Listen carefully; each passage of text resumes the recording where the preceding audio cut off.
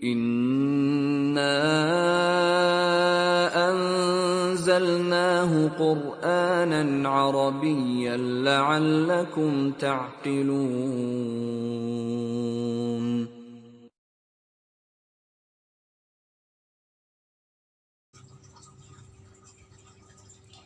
Bismillahirrahmanirrahim. Assalamualaikum warahmatullahi wabarakatuh.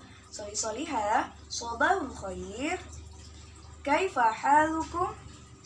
Alhamdulillah, insyaallah kuntum jami'an bi khair.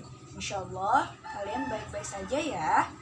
Baik solihah, masih semangat kan belajarnya? Ayo agar lebih semangat kita nyanyi angka 1 sampai 10 menggunakan bahasa Arab ya, bersama-sama. Oke.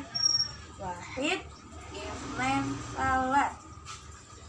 Wahidun, satu, ithnaini, dua, salasatun, tiga, arba'atun, empat, khamsatun, lima, sitatun, enam, sab'atun, tujuh, tamaniyatun, delapan, tis'atun, sembilan, ya, asyaratun, 10.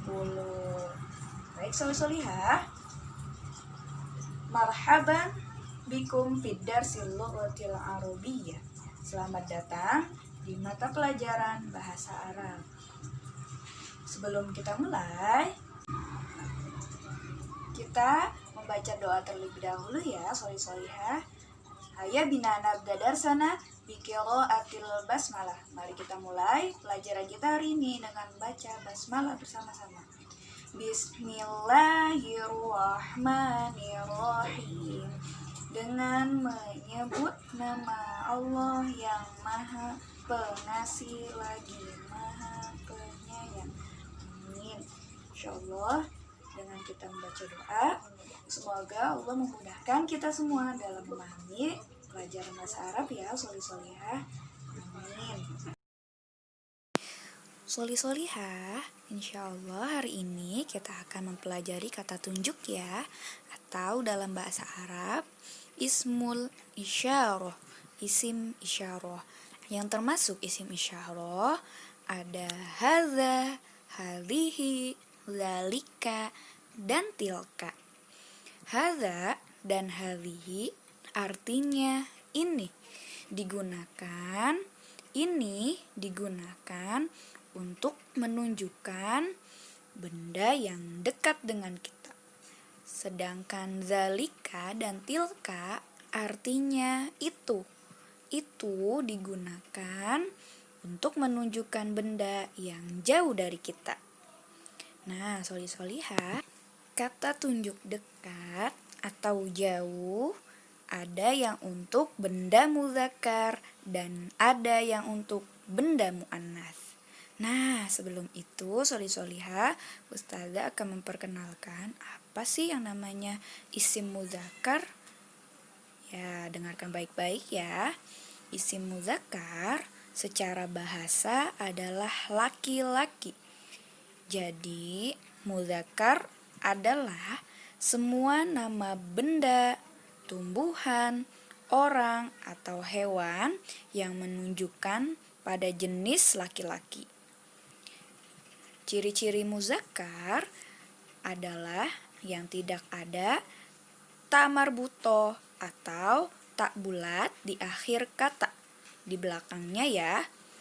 Nah, sekarang Ustazah kasih contoh untuk benda muzakkar.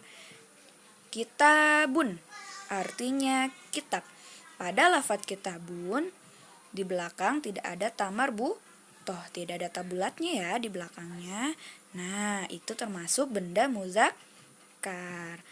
Jika untuk orang, semua nama yang ditunjukkan untuk yang berjenis kelamin laki-laki disebut muzakkar. Contoh, Hamzah, Hamzatu. Nama orang ya, Hamzah. Walaupun pada lafadz Hamzah terdapat ta marbuto di akhir kata atau di belakangnya, namun nama tersebut ditunjukkan untuk laki-laki, berarti disebut dengan muzakkar karena ditunjukkan untuk laki-laki. Begitupun dengan hewan soli-soliha, saat hewan tersebut berjenis kelamin laki-laki termasuk ke dalam isim muzakkar. Contoh, bakorun yang artinya sapi jantan atau sapi laki-laki. Nah, sapi laki-laki itu termasuk isim muzakkar karena hewannya berjenis kelamin laki-laki. Baik soli-soliha, sekarang masuk ke pembahasan isim mu'annas. Isim mu'annas menurut bahasa adalah perempuan. Jadi mu'annas adalah semua kata benda, tumbuhan, orang, ataupun hewan yang menunjuk pada jenis perempuan. Kalau muzakkar laki-laki, kalau mu'annas perempuan. Nah, untuk ciri-ciri mu'annas adalah yang terdapat tak marbutoh atau tak bulat di akhir kata. Kebalikan dari muzakkar ya. Kalau muzakkar yang tidak ada, kalau mu'annas yang ada. Contoh, benda yang mu'annas yang terdapat tak marbutohnya. Khizanatun. Khizanatun, lemari. Pada lafadz khizanatun di belakangnya terdapat tak marbutoh. Jadi khizanatun termasuk isim mu'annas. Nah, untuk orangnya, semua nama yang ditunjukkan untuk yang berjenis kelamin perempuan disebut isim mu'annas. Contoh, Zainabu, Zainab. Zainab nama orang untuk perempuan. Walaupun di akhir pada lafadz Zainab tidak ada tak marbutoh atau tak bulat di belakangnya, namun nama Zainab tersebut ditunjukkan untuk perempuan, berarti masuk ke dalam isim mu'annas karena untuk perempuan. Begitu ya. Begitupun dengan hewan soli-soliha.